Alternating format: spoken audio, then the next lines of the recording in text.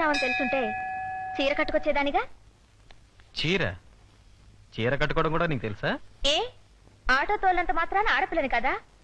అవసరం అలాంటిది గురు. లేకపోతే ఈ పాటికి పెళ్లి చేసుకుని హాయిగా 10 మంది పిల్లల్ని కనేదాన్ని. నాకు తెలియక అడుగుతాను, నువ్వంటే మీ నాన్నకి ద్వేషం, మరి నువ్వేంటి ఆయన పేరు మీద అర్చన చేయించావు? నాకు హాస్పిటల్లోనే తెలిసింది. ఎంతైనా తండ్రి కదా, ఆడపిల్లలంటే చిన్న చూపు, నేనంటే అసహ్యం.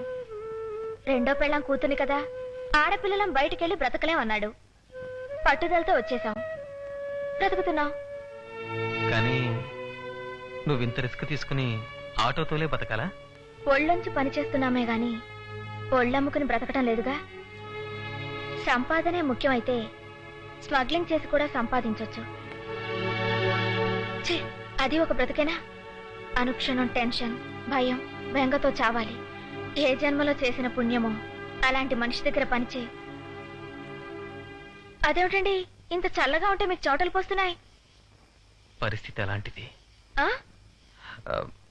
లేట్ అయింది, వెళ్దాం పద. వస్తాను.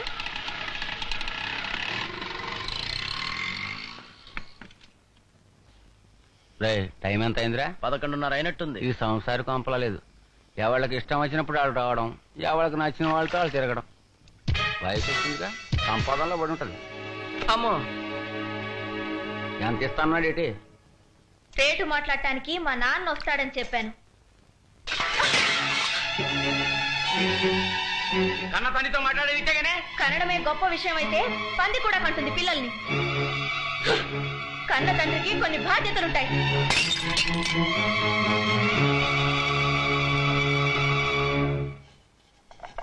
సాయంత్రం 4 కాఫీ టిఫిన్లు సిద్ధం చేసి వీళ్ళందరినీ ఇంట్లోనే ఉండమని చెప్పు.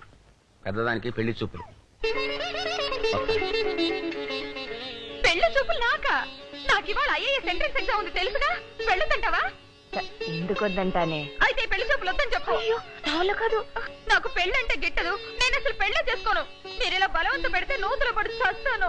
లలిత అక్క, ఈ మాట మాతో కాదు, సాయంత్రం పెళ్లి వాళ్ళు వచ్చినప్పుడు నాన్న ముందు చెప్పు, అప్పుడు తెలుస్తుంది. ఎన్నాళ్ళు ఈ ముసుగులో బ్రతుకుతాం? రాని తాడో పేడో తేల్చుకుందాం. సావిత్రి, పెళ్లి వారు వచ్చేసారు. రండి రండి, కూర్చోండి. చూసావటే, వాళ్ళు వచ్చేసారు. లలిత ఇంకా రాలేదు. తీసుకురామని వాళ్ళు అడిగితే వాళ్ళ నోళ్ళు ముయించేద్దాం.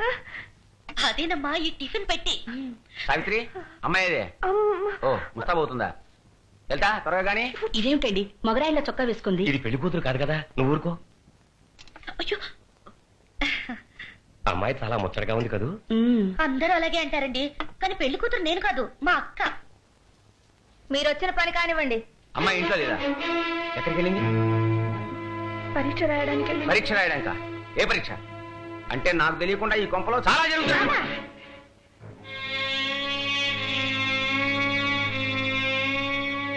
ఈ అవతారం ఏమిటి? రా బాబు, రారా. పెళ్లి కొడుకు వచ్చాడు.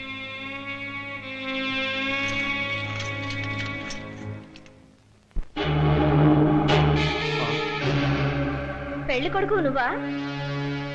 భలే సంబంధం తెచ్చాడు మా నాన్న. ఏ లేరా? ఏంటే మాట్లాడు? నువ్వు లోపల బా. నువ్వు కూర్చో బాబు. లేరా లేరా? పచ్చి దొంగ తీసుకొచ్చి నా అక్క కట్టబెట్టాలని చూస్తావా? మొన్నే వీడిని పోలీసులకు పట్టించాను. చాలా గొప్ప మర్యాద చేసావయ్యా. అమ్మా రండి.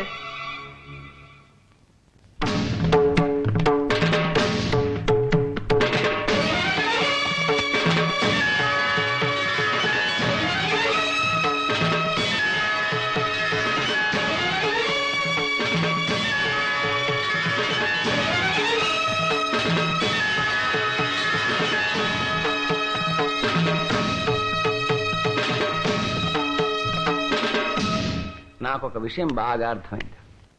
వీళ్ళని పుట్టించడానికి తప్ప ఇంకెందుకు వీళ్ళకి తండ్రక్కర్లేదు. అయినా వీళ్ళని నేనేమి అన్నాను. కానీ 30 ఏళ్ళు కాపురం చేసి నువ్వు నాకు ద్రోహం చేసావే. నాకు తెలియకుండా వీళ్ళని చేస్తుంటే నాతో ఒక్క మాట అయినా అన్నావా? ఎందుకు చెప్పాలి? మమ్మల్ని కన్న బిడ్డలాగా కనీసం మనుషుల్లాగైనా చూసావా? జాకెట్ చిరిగిపోతే నా అందాల్ని ఎరగా పెట్టి సిగరెట్ తెప్పించుకునేవాడివి. నీకు చెప్పి మాత్రం ప్రయోజనం ఏమిటి? నాకు తెలిసే ఈ అనాథం ఉండి అండ చూసుకునేగా మీరు ఇలా రెచ్చిపోతున్నారు. నాన్న, నువ్వు ఎవరినైతే అనాథం తిడుతున్నావో ఆ అనాథ ఈ కొంపకు దిక్కైంది. అనామకులైన మాకు ఆకాశం అంత ఎత్తుకెదిగే ధైర్యం ఇచ్చింది. మమ్మల్ని పెంచి పోషించింది నువ్వు కాదు, మా చెల్లి, మా తల్లి. సరే, నేను ఎందుకు పనికిరాని వాడిని, చేతకాని వాడిని, అసలు నేను నీకు తల్లినే కాకపోవచ్చు. కానీ నీకు మొగుండే అంత గిట్టిన వాడితో ఇంతకాలం కాపురం ఎలా చేసేవే? ఏదో రోజు మందు తాగేటప్పుడు ఇంత విషయం కలిపి చంపేయలేకపోయావా? ఇంత జరిగాక ఇక్కడ నేను నీకు దూరంగా ఎక్కడికైనా వెళ్ళిపోతా. ఏమండి నాన్న, నువ్వెందుకు వెళ్ళడం? ఈ ఇల్లు నీది. ఏదో గాలికి పుట్టాం, గాలికి పెరిగాం, గాలికే బతుకుతాం.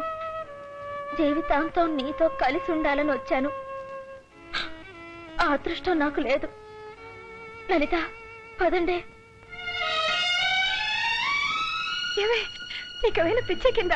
వెళ్ళనివే, ఇన్నాళ్ళు ఉపయోగపడ్డానో తెచ్చాను. తండ్రి వేద ఒకడు ఉన్నాడు కాబట్టి నీ కూతురు వైపు ఎవరు వేరెత్తి చూపించలేదు.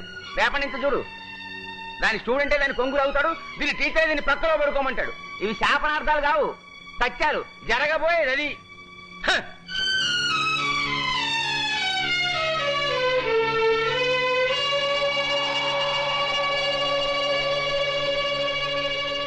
నేను కూడా వెళుతున్నానండి.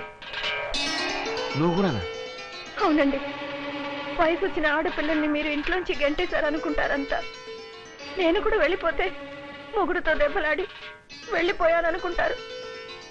ఆ చెడ్డ పేరేదో నాకే రానివ్వండి. ఆగు, నన్ను వదిలేసి ఇల్లు వదిలేసి వెళ్ళిపోతున్నావంటే నేను చచ్చిపోయినట్టే లెక్క. నేను చచ్చిపోయాక నేను కట్టిన తాళి మాత్రం ఎందుకు? ఇచ్చే. వద్దండి. నా తాళి నాకు ఇచ్చే. నా తాళి నాకు ఇచ్చేవే. ఇచ్చే.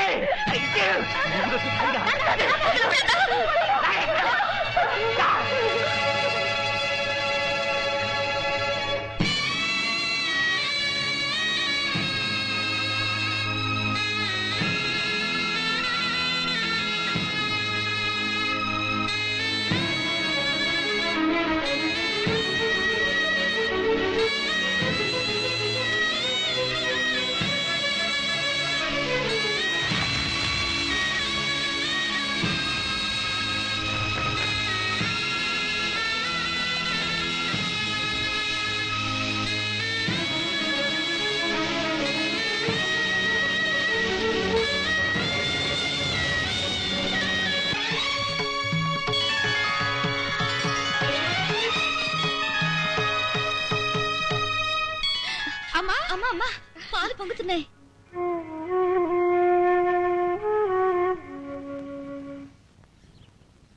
ఏమండి, పంపులో నీళ్లు రావటం లేదేమిటండి? అది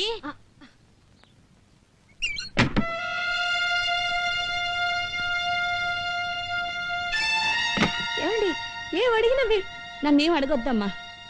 ఏం అడిగినా తలుపులు మూసేస్తున్నారు. ఇదే విచిత్రమైన కాలనీయం. ఏమ్మా, ముగ్గురు ఆడపిల్లలు వేసుకుని ఈ కాలనీకి ఎందుకు వచ్చావు?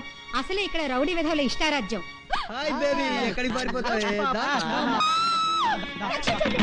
పోలీసు కొట్టిస్తావా? ఇప్పుడు నేను ఎవరు కాపాడతారే?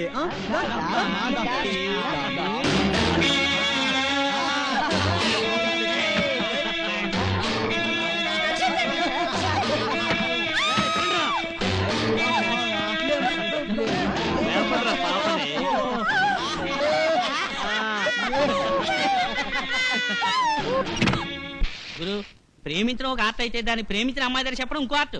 అదేరా, ఎలా చెప్పాలో నాకు అర్థం చాలా కాదు. సింపుల్ గురు. నేను చెప్పింది అమ్మాయి దగ్గర చెప్పేయి. సరే, ఎవడో చెప్పు. ప్రియుడు గోడ అయితే ప్రియురాలు పేడవుతుంది. పేడ తీసి గోడ కొడితే పిడకవుతుంది. దాన్నే పెళ్ళంటారు జ్యోతి. ఇలాంటి వ్యథ ఉపమానాలు చెప్తే నా మొహాన పేడగొడుతుంది.